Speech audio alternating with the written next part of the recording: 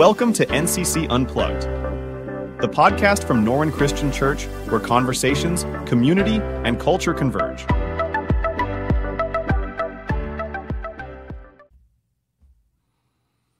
Welcome back to another episode of NCC Unplugged. And today, maybe a little bit different. I'm sitting here in, I guess we call this a studio. Sure. Podcast studio with Matt Mastriani. And I have a bit of a confession to make. Oh, boy. To all of you, not just to Matt, but I know everybody is listening as well. And so just want to start off a bit with this confession to you all. I am concerned, and I maybe let it affect me too much. I'm concerned in what other people think about me. Okay. All right. That, when we think of confessions or sins, we might not think of that. Right. And this just came to me as I was mowing the grass the other day, listening to a podcast. I was just doing some different things in the yard, and this theme kind of kept hitting me, knowing we would be here sitting on the podcast again. And I thought, how much time do I spend concerned about what others are thinking of me? And you start to realize how many areas of your life are different because it's not what you want in life. It's not maybe what God wants for you in life, but because you're thinking about, well, what are they going to say about me, or how would I respond if they respond this way? I'm seemingly in some ways chasing after that approval. The approval, yeah. And so I just, again, come to this podcast saying, man, I need to confess that a little bit to you all and just be vulnerable, that I can be overly worried about what others think of me. And that becomes a dangerous situation as a minister. I can see that. And I don't want it to be. And I think it's something that I've been aware of before in my past, and have maybe talked to others about it and sought God's wisdom with it. But here's someone, myself, that stands in front of hundreds of people every week and tries to look the best. I mean, right? We're doing it for God. Mm-hmm. And so look the best, sound the best, organize the best, be on time, all that stuff for so many different people. It can be a really dangerous combination. It can be a dangerous line of work for someone that is a people pleaser and wants others to see them in the best way. And so I kind of come bringing that to you all today to ask you to think about that as well, and how you've approached that in your life. Maybe you haven't thought about it at all, and you start realizing how many things you do in life based on, again, what other people think of you, or how they might react, or to get that person to see you a certain way so that they will fill in the blank, right, accept you, promote you, raise you above others, think you're the Messiah, because you've gone beyond their wildest expectations. You showed up when no one else would. And we like to feel that praise, right? When that's like on us, and we do perform, we do show up, we do succeed in that way. It feels good, and we want to feel good. But as Christians, is that what we're seeking? Is that what we're to chase after? I don't think it is. I think for some people that are not like myself, maybe you're listening and you're going, I don't know if that's part of my life. Some people are like, I don't really care what they think. You do. Mm-hmm. Everybody does to some degree. If you don't, you're a sociopath. I mean, like, you care what other people think. That's why you take showers in the morning, because you don't want to smell, because you want to look half decent. So you might say you don't really care what people think, but you do. Or maybe you have a select few people that you care what they think, and maybe it's true that for the vast majority of people out there, you don't care what they think because you just don't know them.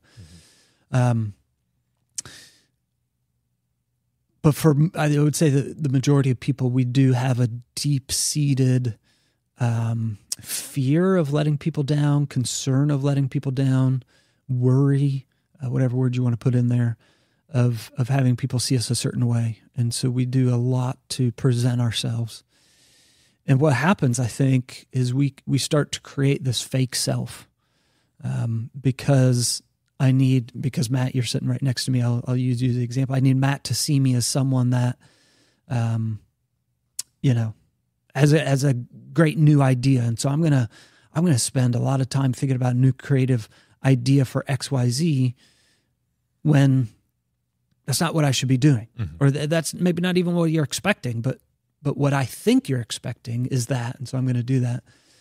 And I create this fake self of, look at me, I have all these great ideas, or I'm this person that's willing to change, or I'm this person that's willing to go with the flow, whatever it might be, based on what I think you want of me. Right. I was going to say that's the one thing that you have to be careful with, because that's just one person based on what you think, I would want from you. But what happens when the next person comes along and wants something completely different than that person? Yeah, so I have my fake self for that person too. Right. I have my fake self at church, my workplace. I have my fake self when I go home and I'm in front of my kids because they have an expectation, and fake self in front of different people. And it's exhausting. It's not what God created me for. Right. It's not what God created in me. Not only do we create this fake self, but we're creating a fake self that isn't representative of our heart. And I think scripturally, that's what matters, right? Like our heart. That's what God is changing from the inside out. And it's from the inside that these things are really going to flow. And so all you see is something that you don't really know. Like if all Matt sees is this fake self, then you don't even know. And I'm creating more of that for me, which you don't even know. Or I'm creating more of that and you don't know the struggle, or you don't know all this stuff behind it, because I'm not willing to be open and honest with you. Because if I am, then you'll judge me or you'll condemn, like all these fears that I have that may not even be legitimate fears. And so now we're both being fake, and it's just this vicious cycle. And so, for us to understand, we have an audience of one. It's kind of been a phrase I've heard a lot. And that's not the person around us. It's God, and God knows us and knows our heart. He's the only one that does. And so as I was thinking, like, what is the worst conclusion about tearing down that fake self? So if I said, okay, I'm not going to be concerned about what Matt thinks about me anymore, I'm just going to be real around him. Like, what's the worst thing he could do? Well, he could judge me based on something he doesn't even know, right? So you could say, well, Jeff looks like a slob today. Like if I dress to impress Matt or something, I don't know. I'm just thinking of that as an example. What's the worst thing? Well, the worst thing is he could make a correct judgment on that, because legitimately I could have, like, if I was like, well, I don't care what anybody thinks of me anymore, I'm just going to go in dressed like a slob, not comb my hair, whatever. Your correct judgment is, I look like what happened? You just, rolled out of bed and you came to work today. You're making your correct judgment. But even in that correct judgment, that's just a correct judgment on something that isn't the most important thing. Does it have some importance? Yeah, I think so. Like how you present yourself to others, and sure, so somewhere, somehow it does. But not to who I really am or my character. And that's what I want you to know me for, is who I am as a person, right? Like our most intimate relationships happen and are based on like how we get to truly know that person, right? And those are like, maybe we have 3 or 4 friends like that in the entire world, where you're like, I know that person is a person of integrity. I know their heart. I know what they're thinking before they even tell me, because I know who they are. I would never get to that point with a single person if I'm not willing to be open and honest with what's really in my heart. And you start tearing down that fake self. And I thought about how King David was chosen. You remember that? Like 1 Samuel. Go back to 1 Samuel. They're looking for a new king because Saul's just not cutting it anymore.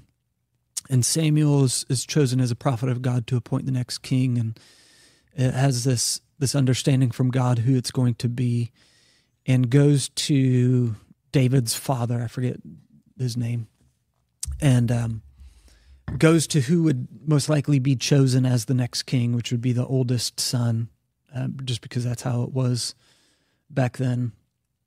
And so this 1 Samuel chapter 16. So Jesse's dad. Jesse called Abinadab. See, you guys are judging me on my pronunciation of words, but that's just my fake self. I'm showing you who I truly am now. I struggle with these. Share, Jeff, share. But Samuel was like, no, it's not the oldest. Then he had his next oldest son. No, it's not all that. He's like, well, don't you still have the youngest son? He's like, yeah, but he's out tending sheep. That would not be who we would think God would choose. But Samuel said, send for him. And once he did, Samuel took the oil and anointed him in the presence of his brothers. And from that day, the Spirit of the Lord came powerfully upon David, because David was going to be the next king. And the verse I want to read is verse 7, a little bit before that. It says, but the Lord said to Samuel, do not consider his appearance or his height, for I have rejected him. The Lord does not look at the things people look at. People look at the outward appearances, but the Lord looks at the heart.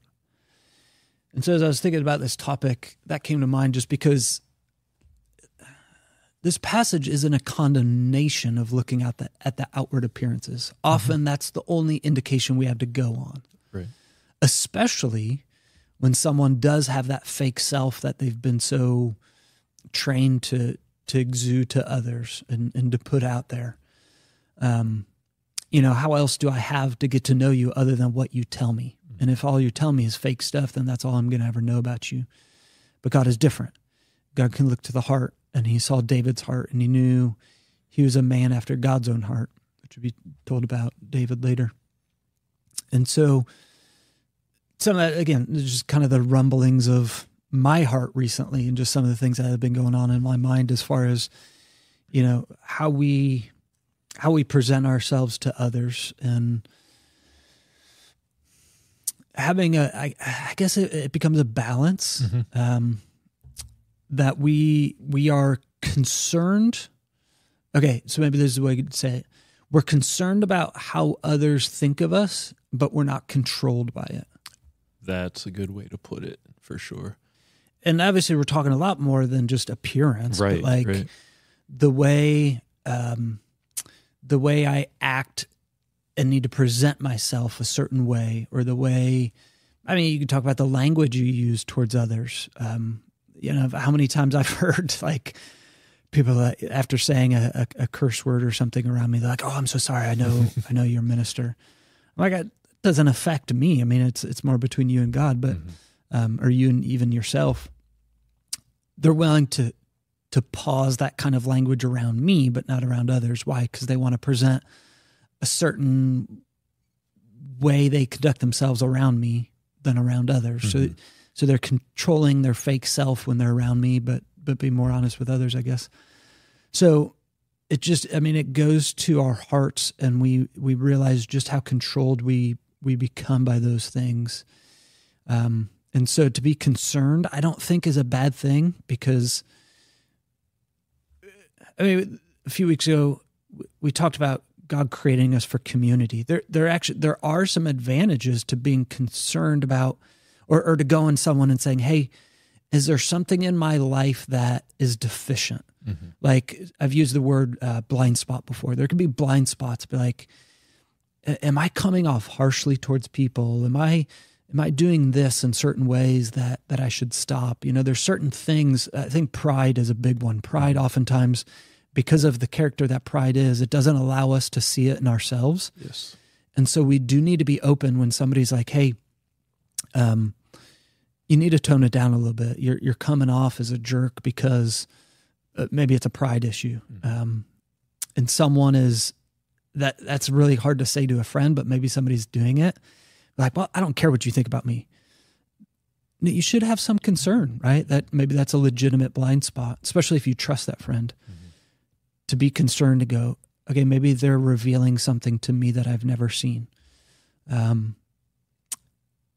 not be controlled by it, especially if it's someone in the crowd of people, you know, like they're not a real close friend. Maybe someone, you're like, I mean, that's great. They saw that, but they don't have the full understanding, the full picture. And like going back maybe to the dressing up for communion, when you give your communion meditation, maybe there's something to it. Maybe like, oh, I should dress up a little bit nicer. Maybe I've let, you know, whatever. But to not be controlled, not like, because then you're just doing it for that person, and it's just a performance. Right. And going back again, being in a ministry, I never want it to be about a performance. And so I quick just jotted down a few things like, okay, so what do we do if we found ourselves in this habit of presenting ourselves in a fake way? Again, to care but not be controlled. To realize the more deeply you are connected to God and His love for you, the less and less connected you'll be to the approval of others. And you can start to fully live out your unique self in the way that God has created you. Because I think a lot of times we are so concerned about what others are thinking about us because it means love and acceptance. And I desire that love and acceptance from them because I don't feel like I'm getting it from God. And when we start understanding the depth and width and height and length of God's love for me, not that I don't still want love from others, but I don't have to chase it. As exhausting as it was before to chase it, I'm willing to just rest in the love of God because I don't have to chase the love of God. Right. And you don't have to make yourself be multiple fake people based on your audience. If it's true that God knows my heart and He still sent Jesus for me, knowing my heart fully, more than I even know it, then I could just sit there. Like the ladies here at NCC just came back from a retreat, and the theme was washed, and just like I'm just washed of my insecurities and my fear and my sense of needing to control everything so that people do see that fake self. Like I could just be washed of all that junk and filth and just sit under the presence of Jesus, knowing His love and acceptance for me. But that takes time. It's not going to be like, okay, yeah, tomorrow it'll be better and I'll get over everything. You look at the love and the acceptance from Him. You look at being able to rely on Him for everything as well, not get caught up in the worldly definition of, you know, stuff and having like, I need to do this so that I have this security and everything. Like, God has you. Yeah. It may not look as pretty as you may think it should look, or it may not be as comfortable as you think it should look, but He has you and He will take care of you. Yeah. That's saying like keeping up with the Joneses, right? You're like, I got to present this fake self so I look as successful as them.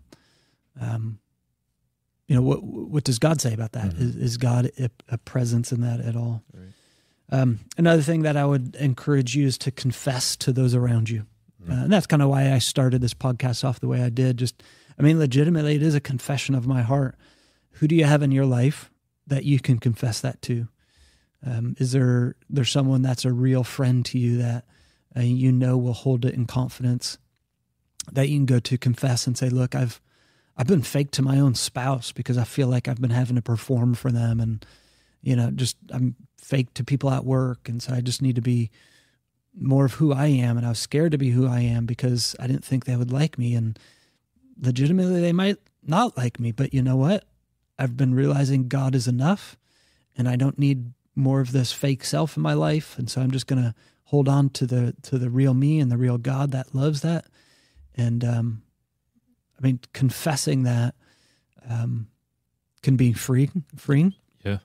And you can start tearing down those walls even with those friends and say, look, I know I acted like I had it all together, and I don't, and I just need help.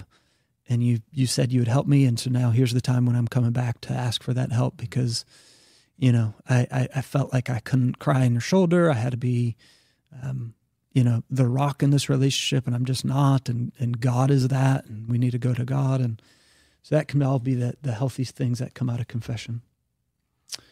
Another thing I thought about was staying in the Word. Obviously, God's Word has so much to say about who you truly are. Mm-hmm. You are His daughter. You are His son. You are holy. Like Matt, you and I have already been deemed holy. Right. And there's no performance we need to do. Like God has already called us that through His Son, and because of what Jesus did for us, that you and I are holy, like just sitting in this room together. Do you find it hard to wrap your head around that? Yeah, because everything else in this life is about me achieving a status, Mm-hmm. and like these identities, and especially like holy is this huge identity, and it's just been placed on me, and I don't feel like I measure up in any aspect of that. So it's just it's hard, and again, it takes time. Yeah, and I find it hard the older I get, and the more kind of in tune and in touch with God that I get. I think we talked about this several podcasts ago. Like the ceiling is always moving as you continue to grow and learn. Yeah. You just feel further away at times, but you're getting closer. But yeah, because you're coming to a better understanding and fullness of His grace and everything. And you're just, why? Right. Why me? Like, Right. why are you doing this for the type of person I am? So, And that's why you need to stay in the Word more and more, because you're going to have those self-doubts. mm-hmm. You're going to see more of the world and what the world is saying about you. And the more you live in the world, the more, like the longer you live in the world, the longer you have these other voices telling you, well, you need to be perfect in this way. You need to work harder. You need to earn what you get. Like all these things that are telling you that.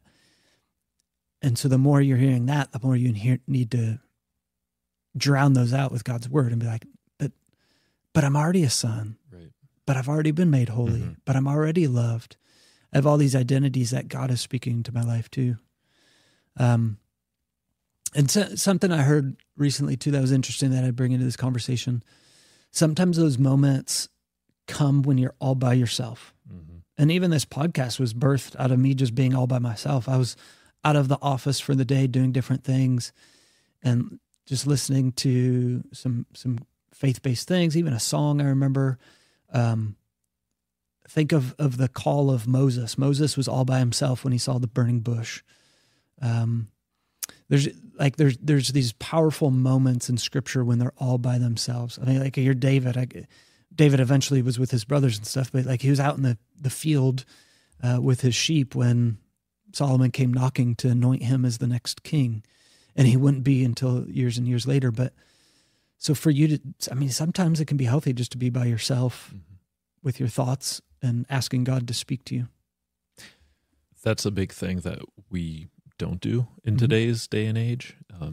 We're always walking around listening to something,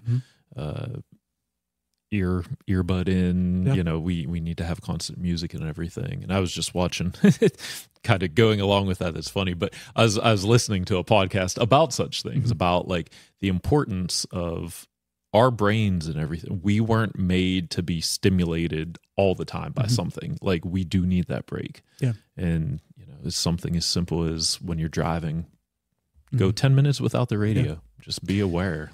Well, you and I are old enough to remember sitting at a waiting room without a cell phone. Yes. And like just people watching. And I think that can be decompressing for our mind and just like, hey, these moments, these 5-minute, 10-minute moments. So I'll stop talking about how old we are.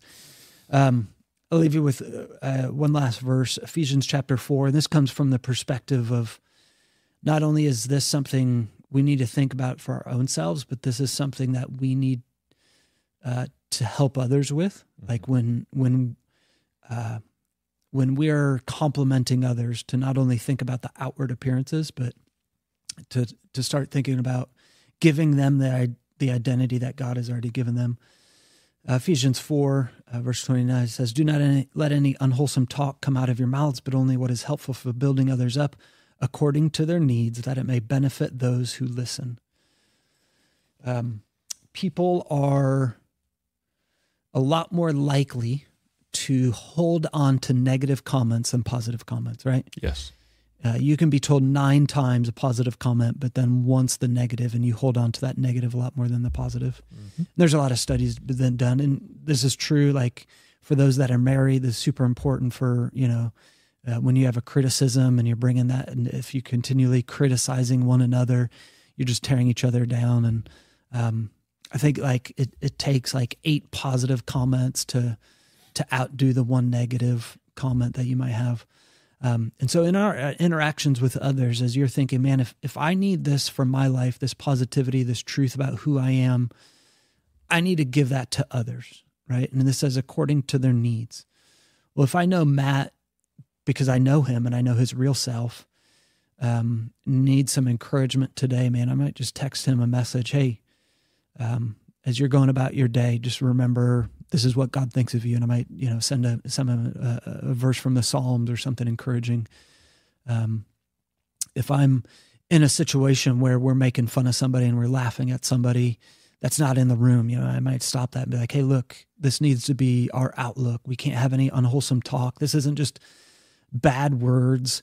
It's not just, 4-letter words or inappropriate jokes. This is like unwholesome talk. This is like stuff that's just not helpful for people. Like it's not helpful for us to tear down people in certain ways. And so to use encouraging words and to think about that as we're going throughout our day.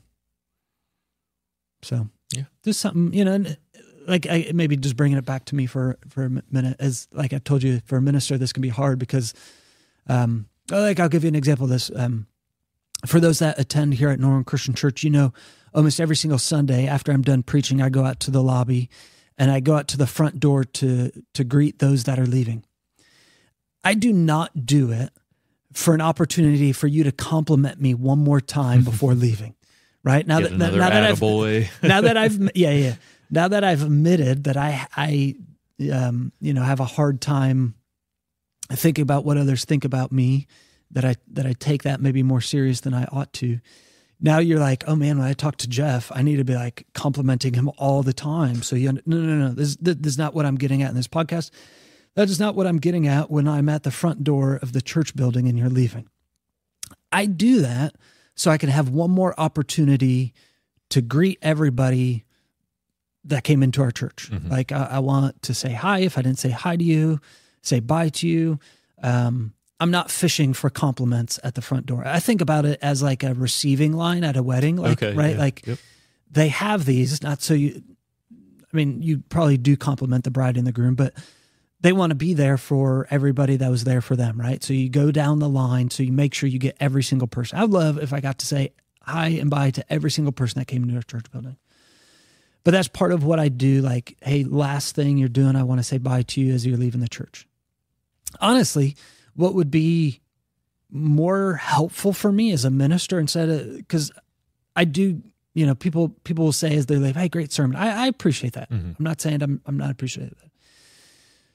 What would be more helpful if you came to me and instead of just saying, hey, that was a great sermon, you told me specifically what you got out of that sermon that was helpful for you, right? Like, hey, that was a great sermon. When you said, do this, like, I think that hits something in me that I didn't know before, or something that you're going to do different this week than you did the week before.